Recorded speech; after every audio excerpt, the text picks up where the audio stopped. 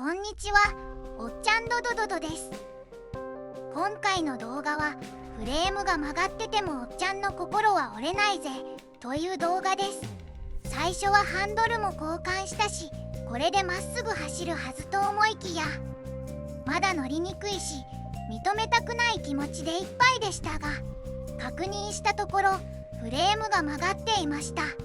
ねじれるように曲がってるので追突の事故車両だと思います。とんでもないバイクショップから購入してしまいました。フーバイクさんには報告済みですが、詐欺バイクショップなのでおっちゃん泣き寝入りをします。皆さんは詐欺に引っかかりませんように。ということで気晴らしにハンドル周りのパーツをアップグレードします。フレームは新品が9万くらい、修正も同じくらいかかるみたいです。いわゆる全損というやつになりそうですね。グリップの交換完了。貫通のグリップなのでバーエンドミラーをつけてみます。老舗のナポレオンミラーで安心。純正のミラーは少し見づらかったのでハンドル幅が少し広くなりますが、交換して良い感じでした。ついでに曲がったブレーキレバーも交換。角度の調整もできるので良い感じです。歪んで握りにくくなってたブレーキレバーともおさらばです。並べてみるとこんな感じでした。ブレーキのピポットが汚れてたので綺麗に。傷は取れませんが汚れは取れました。薄くグリスでも塗っておきます。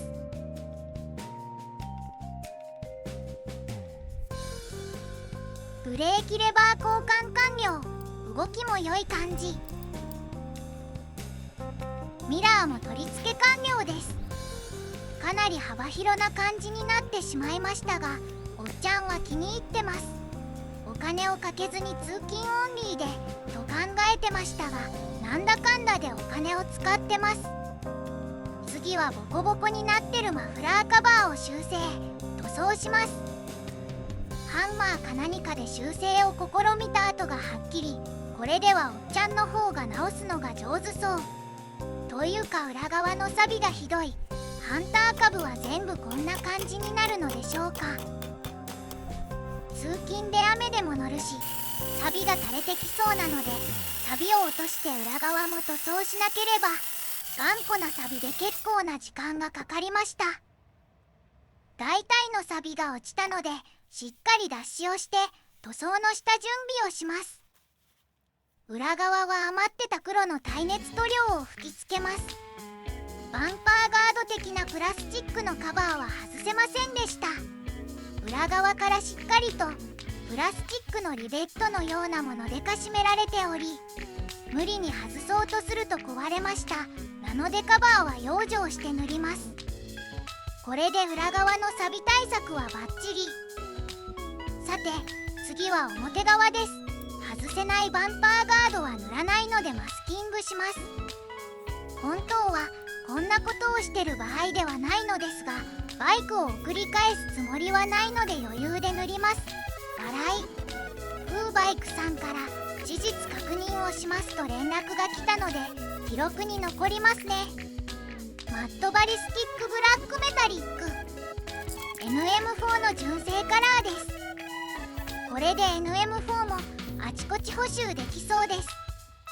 それにしてもフレームが歪んでるのに気づかずナンバーを取得したり、任意保険に入ったりバイクを修理し始めたり、もう少し気づくのが早ければとも思いましたが、こういったハンコを契約した後に押して送ってくるあたり、ショップの悪徳さがうかがえます。バイクショップをまるまる信用してしまったことがとても恥ずかしいです。フーバイクさんが消費者センターや法的機関の相談をおすすめしますとおっしゃってましたが、もうすでにバイクを加工し始めたし、通勤に使いたいしで本心面倒くさいです。ちょっとまっすぐ走らなかったり、振動がひどかったり、右折が倒れ込みすぎてビクッとしたり、癖がある可愛いやつめと思って乗っていくつもりでございます。ということでまだ資金は集まってませんが、フレーム修正プロジェクトも開始いたします。それまではしばらく現状で大事に乗っていきたいと思います。良い感じにマフラーも仕上がりました。燃費重視なのでできるだけノーマルで乗っていきたいと思います。フレーム修正プロジェクト、まずは道具や素材集めから。それでは詐欺にあったのに能天気なおっちゃんの動画はここまで。ご視聴ありがとうございました。